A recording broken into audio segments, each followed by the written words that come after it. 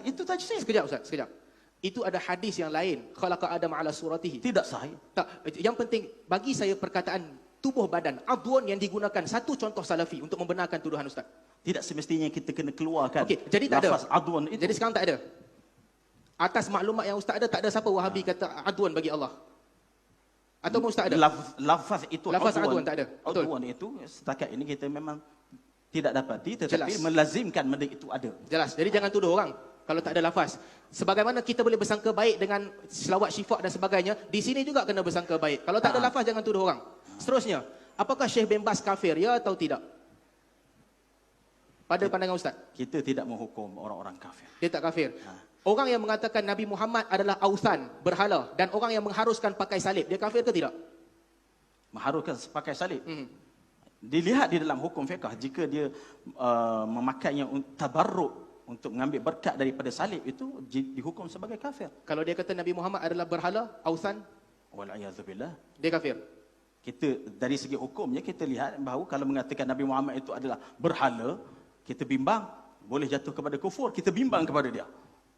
Ustaz, patah balik. Patah balik. Ustaz menuduh Syekh Mufti Wahabi bin Baz, ini dari blog Ustaz. Itulah kita bimbang. Saya tahu. Bukan bimbang, bukan bimbang. Ustaz menuduh bahawa dia telah mengatakan bahawa ausan, Nabi Muhammad adalah ausan. Ustaz menuduh dia mengharuskan pakai salib. Sekarang Ustaz tak kafir dengan dia pula. Mana satu yang betul? Di sini ada sebut kafir. Di sini tak sebut kafir, tapi disebutkan dia haruskan pakai salib. Di mana dia haruskan? Di dalam keratan Ini tulisan Ustaz. Okey. Ini tulisan Ustaz, bukan tulisan orang lain. Saya tak nampak betul. Okey, tak apa. Kita pergi soalan lain. Wabillahi Bentuknya itu tajsim. Sekejap Ustaz, sekejap. Itu ada hadis yang lain, khalaqa Adam ala suratihi. Tidak sahih. Tak, yang penting bagi saya perkataan tubuh badan, adwan yang digunakan satu contoh salafi untuk membenarkan tuduhan Ustaz. Tidak semestinya kita kena keluarkan. Okey, jadi tak ada. Lafaz adwan itu. Jadi sekarang tak ada. Atas maklumat yang Ustaz ada, tak ada siapa Wahabi kata adwan bagi Allah. Atau Ustaz ada? Lafaz itu Lafaz adwan tak ada. Betul. Adwan itu setakat ini kita memang tidak dapati, tetapi Jelas. melazimkan benda itu ada. Jelas. Jadi jangan tuduh orang kalau tak ada lafaz. Sebagaimana kita boleh bersangka baik dengan selawat syifa dan sebagainya, di sini juga kena bersangka baik. Kalau tak ada lafaz, jangan tuduh orang. Seterusnya, apakah Syekh bin Baz kafir, ya atau tidak? Pada pandangan Ustaz? Kita tidak menghukum orang-orang kafir. Dia tak kafir. Orang yang mengatakan Nabi Muhammad adalah ausan, berhala, dan orang yang mengharuskan pakai salib, dia kafir ke tidak? Mengharuskan pakai salib.